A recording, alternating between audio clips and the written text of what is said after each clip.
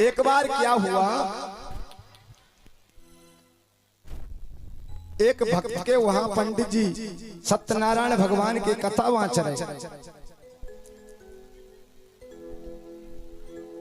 और एक सेठ जी रास्ते रास्ते दुकान पर जा रहे थे।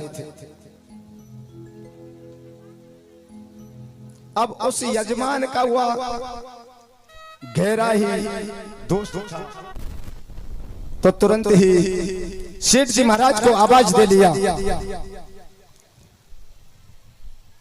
और सेठ जी से कहने लगे कि आइए सेठ जी आप कथा सुनते चले जाइए। कथा सुनने के लिए बुला लिया सेठ जी को और सेठ जी आकर के बैठे हैं और सेठ जी से वो यजमान बोला कि भैया वहां क्यों बैठो, हमारे पास में ही बैठ जाओ। अब सेठ जी महाराज को अपने पास में बिठा लिया। पंडित जी महाराज ने कहा कि हमारे पास में आ जाओ, हमारे तो परम प्रिय हो, थोड़ी देर में कथा हो जाएगी भगवान की और कथा सुन करके चले जाना।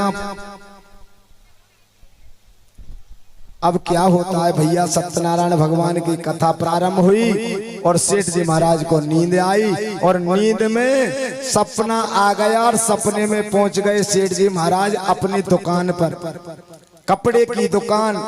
वहां पर एक ग्राहक आ गया और ग्राहक ने आकर के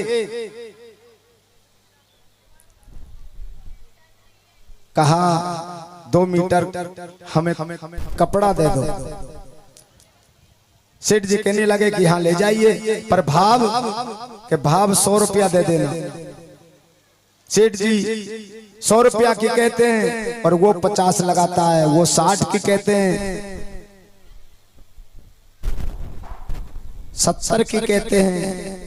धीरे धीरे दोनों में जब बात नहीं बनी तब सेठ जी महाराज पंडित जी महाराज की बगल से बैठे हुए और कुर्ता के दोनों छोर ऐसे पकड़े और कहने लगे ना तुम्हारी और ना हमारी, चल हमको 80 दे देना। और पंडित जी महाराज के कुर्ता के 2 टूक कर दिए। महाराज जय बोलो, बोलो गोविंद भगवान की जय हो। और आंख खुल गई। पंडित जी महाराज कहने लगे कि भैया ये तो कुर्ता को काम तमाम कर दियो, बन के महाराज माफ करियो। कुर्ता चाहे 3 मीटर में बने पर 6 मीटर कपड़ा दे दूंगा, पर यह बात है यहाँ की यहीं रहने दे। मुझे निद्रा आ गई, नींद में मैं दुकान पर पहुंच गया।